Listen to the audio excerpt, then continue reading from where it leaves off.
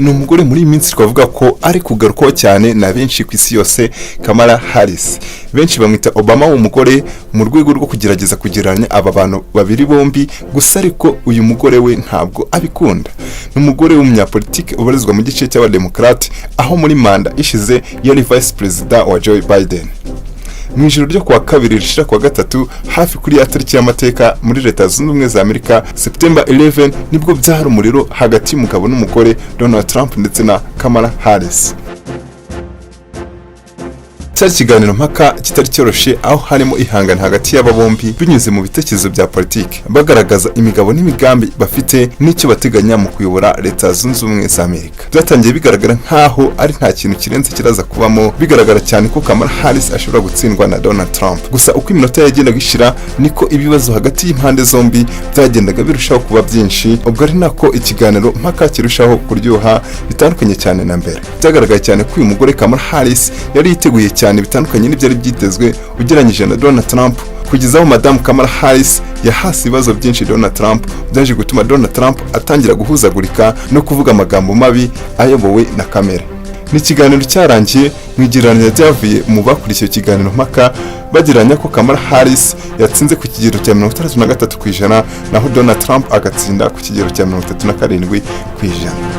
Hashingiwe kuri iki kiganiro mpaka, hashingiwe ku nzira ya politiki muri Leta Zunze Ubumwe za Amerika, Kamala Harris yaza mu mubare w'abagore bake batavugirwamo muri USA.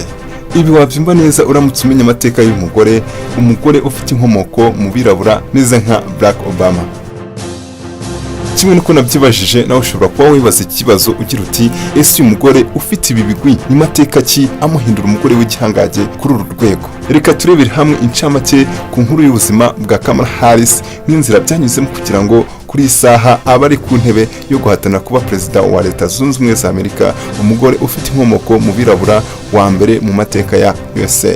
Ikaze. Amazina ye ni Kamala David Harris. Yavukiye muri Oakland ho muri California tariki ya 20 Ukwakira 1964. Ubwo bivuze ko kuri isaha ahatanira umwanya wo kuba perezida wa USA afite imyaka 59, gusa mu gihe yabatsindiye uyu mwanya yazicira kuri iyo ntebe yarushije imyaka 60 y'amavuko. Mama umubyara Shimalaya Gopalana afite inkomoko mu Buhinde, aho yageze muri USA mu mwaka w'1958 mu rwego rwo gukomereza amashuri muri kaminuza ya California. Papa wa Kamala Harris we Donald J. Harris nawe yageze muri USA avuye muri Jamaica, aho nawe yagezeyo ku mpamvu zo kwiga, aho yigaga muri Stanford University, akaba ari nawe mwirabura wa mbere wakuye muri iyo kaminuza impamyabumenyi y'ikirenga mu masomo y'ubukungu. Ababyeyi ba Kamala Harris bahuye bwa mbere mu mwaka w'1962, baza kubana nyuma gato mu mwaka w'1963,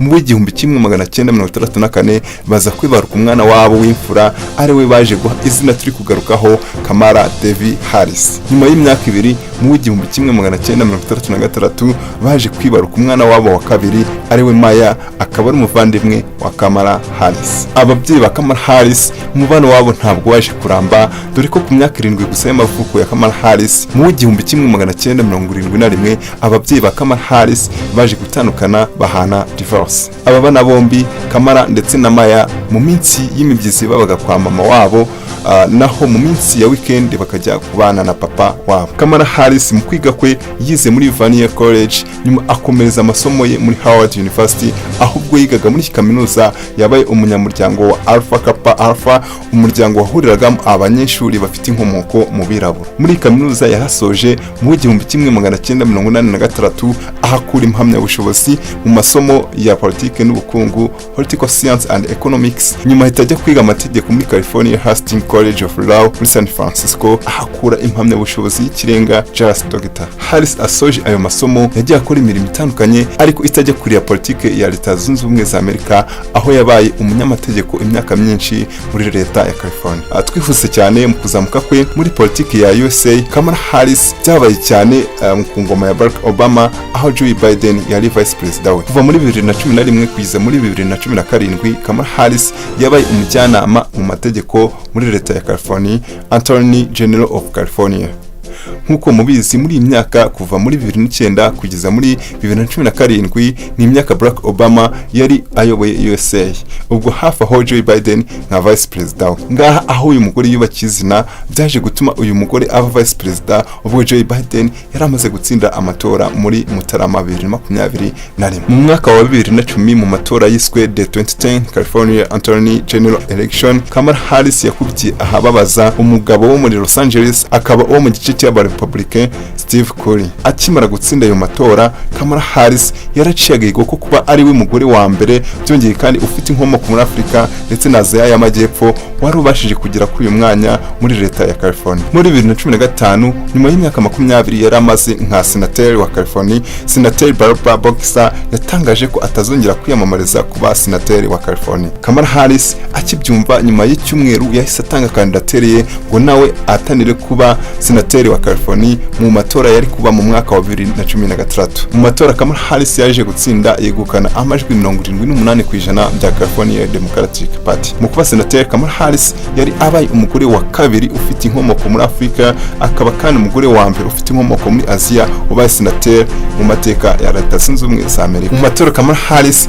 yaje gutsinda yegukana amajwi 78% bya California Democratic Party. Mu kuba senateri, Kamala Harris yari abaye umugore wa kabiri ufite inkomoko muri Afrika, akaba kandi umugore wa mbere ufite inkomoko muri Aziya ubaye senateri mu mateka ya Leta Zunze Ubumwe za Amerika. Kamala Harris akimara kuba senateri yagiye muri komite ndetse n'izindi campaign zitandukanye. Muri zo twavugamo nka Committee on the Budget, Subcommittee on Federal Spending Oversight and Emergency Management, Subcommittee on Regulatory Affairs and Federal Management, Select Committee on Intelligence, Committee on Judiciary, Subcommittee on the Constitution, Subcommittee on Oversight Agency Action, Federal Rights and Federal Courts.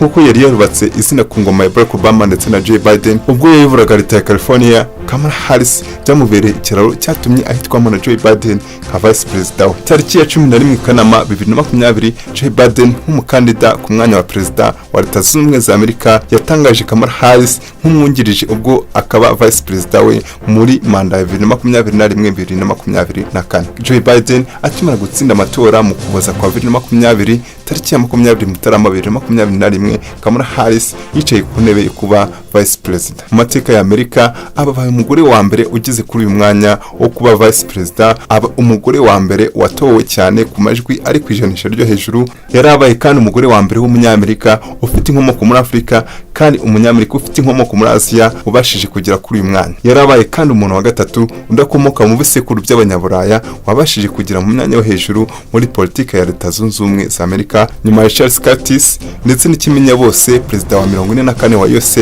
Barack Obama. Nka vice president, Kamala Harris yakoze byinshi byatumye izina rye ritumbagira yaba imbere mu gihugu ndetse no muri diplomasi. Ejo bundi mu minsi ishize ubwo byagaragaye ko Joe Biden atabasha guhatanira umwanya wo kuba perezida wa USA kubw'intege nke z'umubiri, yarekeye umupira Kamala Harris mu kibuga kuko yabonaga ko ari ushobora kuwukina neza ashiramo amacinga menshi buryo ashobora kuba yatsinda Donald Trump icy'umutwe. Joe Biden yatangiye kubona ko atibeshe binyuze mu buryo Kamala Harris yitwaye mu kiganiro mpaka cyabaye kuwa 10 Nzeri 2024.